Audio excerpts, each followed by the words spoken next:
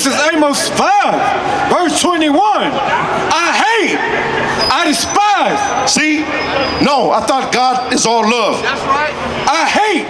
No, he tolerates. I hate. No, but that was back then. That's the Old Testament. Right.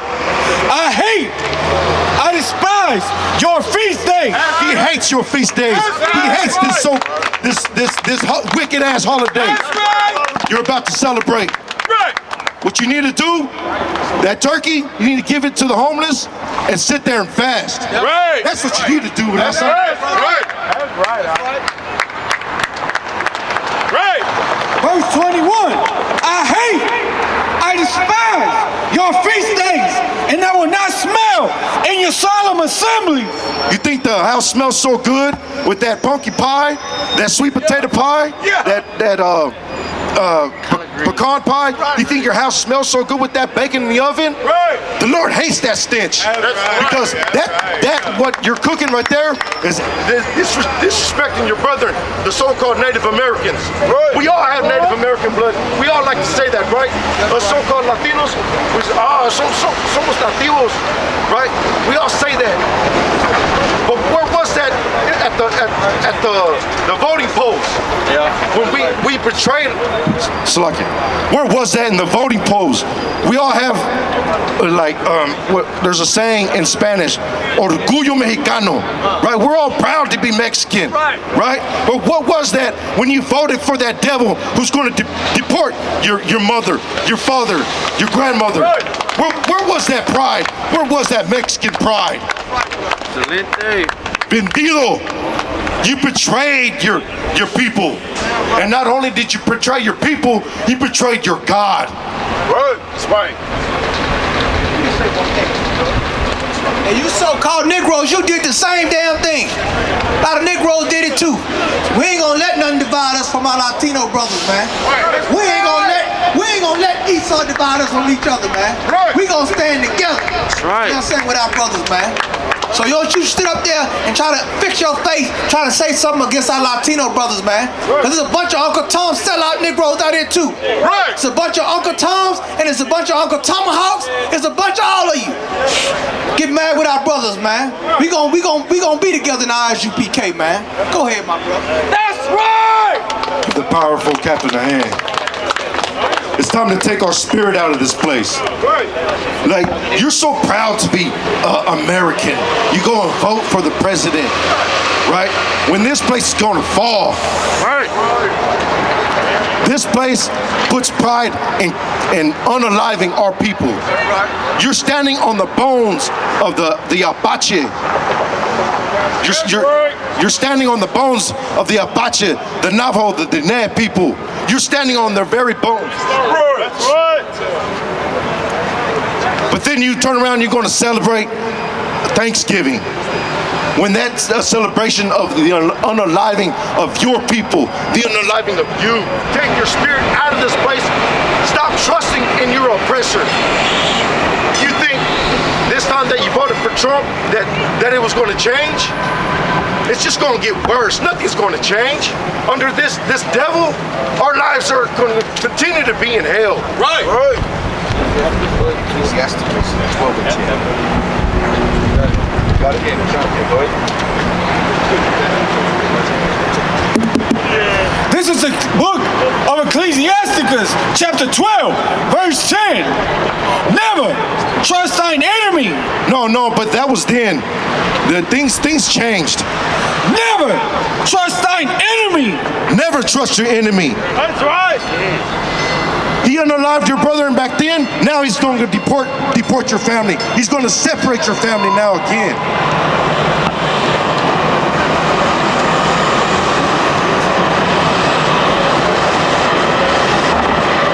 Never trust thine enemy, for like as iron rusted, so is wickedness. Right, iron is surely going to rust. You can paint it, but the rust is going to come out of that paint. Just like Trump. He said that there's some bad hombres coming from the border, but then he said that some of them are good.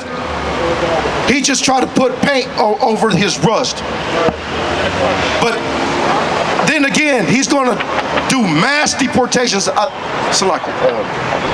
They're trying to acquire huge amount of lands in the Valle just so they can put up these mass deportations.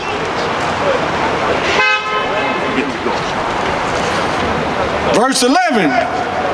Thou he humble himself and go crouching, yet take good heed and beware of him. Be circumspect. Always keep an eye on this devil, because he's never going to change. Right.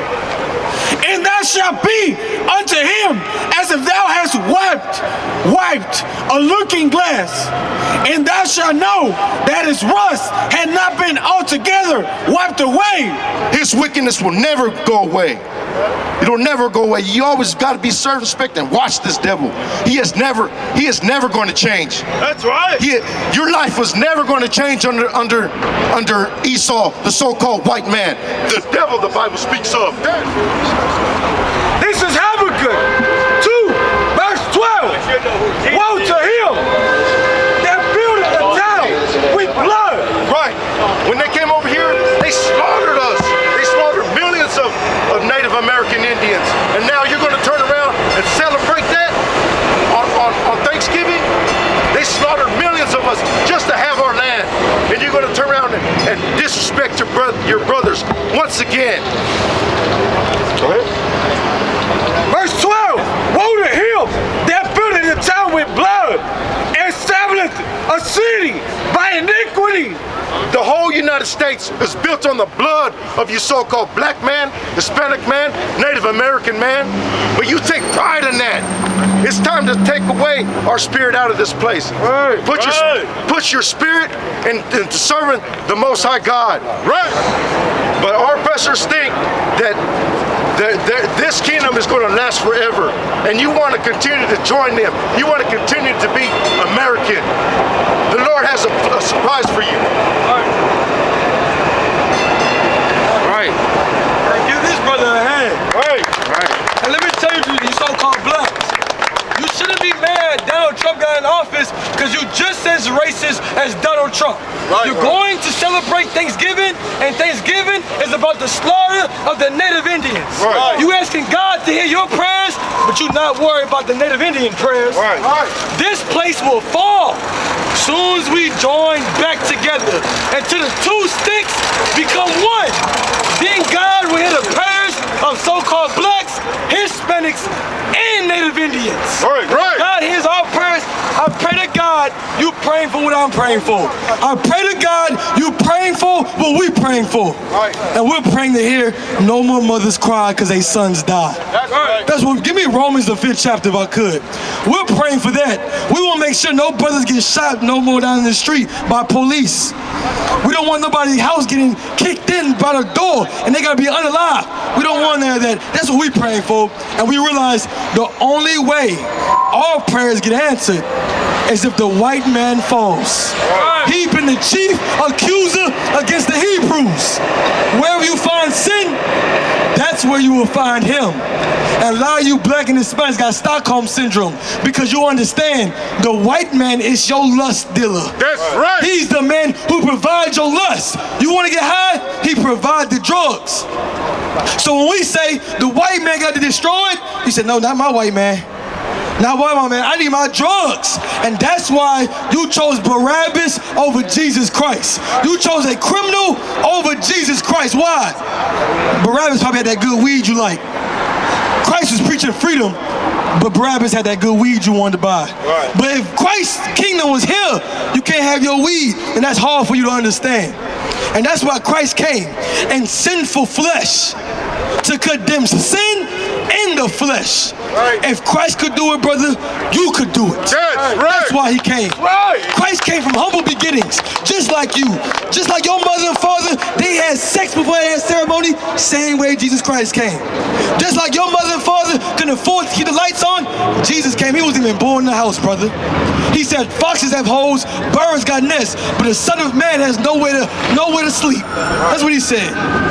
But he still was obedient unto death. That's right. You wasn't called to die for the nation.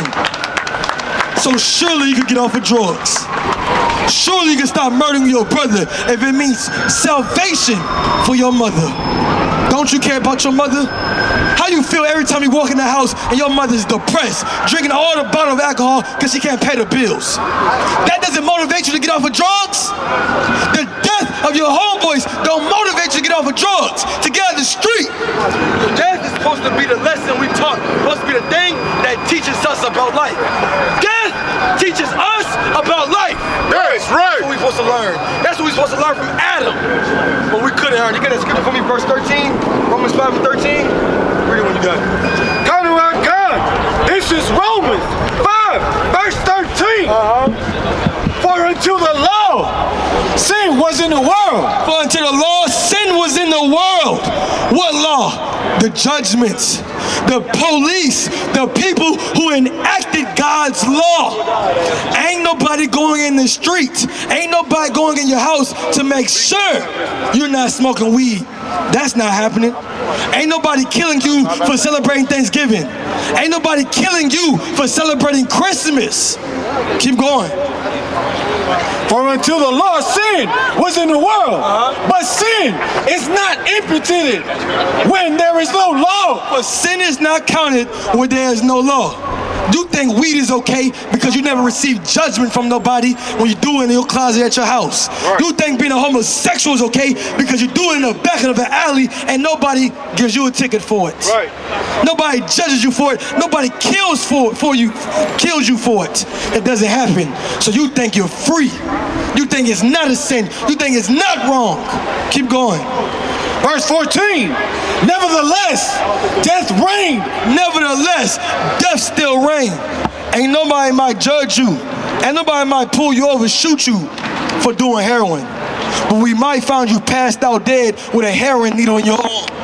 That's the death that has been reigning in our communities. In the black and Hispanic communities, that death has been reigning, although we didn't have nobody to judge us for disobeying God. Right. Now we're in the hands of the living God. Scriptures say, brother, it's a fearful thing to be in the hands of the living God. And we know how scared that is. We know how we feel it. Right. The white man was placed because that's God's judgment to us. Right. That's why you see the police signs. They pull you over. You get scared. You get nervous. You get fear. You get sorrow of heart because you might not know if you might make it alive. Right. That's hell. That's judgment from God. But the men back here, we fighting to reverse those roles. That's what we want. We want to be in our kingdom, and we want to pull over white people for doing crime. That's what we want to do. We want to pull them over. So now when they see a man with a meat on his head, with a shit of David, he's going to be scared. He's going to be sorrowful. He's going to be nervous. He's going to think in his head, I might not make it today, and he's going to be right. He's going to be right. Why? Because he's a wicked and evil man. Right. And just like America put criminals in jail, we're going to put the criminal in jail. We're going to put him in chains because that's where he belongs, thus say the Lord. That's what you got to understand. And you got to understand that for your grandmother's sake, for your mother's sake, That's right. for your son's sake. That's right. The reason why you experience so much death in this place is because the man in charge, he turns a blind eye to it. There's no more judgment for it. Now you motivated by the crimes he do. How in the hell you gonna get mad at me for being a felon when a convicted felon can get the United States of America? So now I gotta be judged? Now I can't work at Walmart because I got a record? But a white man can run for president of the United States and win. Well, I'll be damned. I'll be damned when you want to say it's not about race. We're not the ones arguing with it about it. You need to take that argument and tell the white man's not about race. Right. See how far he gets you. You arguing with us, but we here to save you. Right. We here to put what's inside of us inside of you. And that simply is courage. And that's the Holy Spirit, brothers. All jokes aside, you know how niggas be like,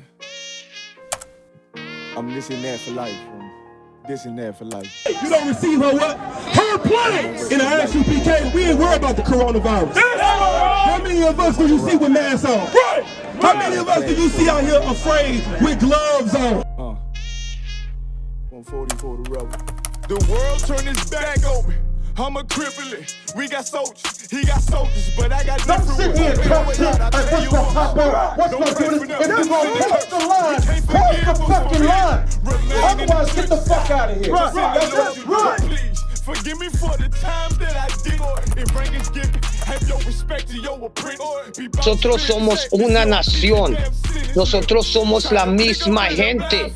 Nosotros El mundo sepa que nuestros hermanos negros y hermanos moranos ya no estarán separados, pero se unirán para hacer grandes cosas por todas las 12 tribus peredas de Israel. Juan Yasha'al.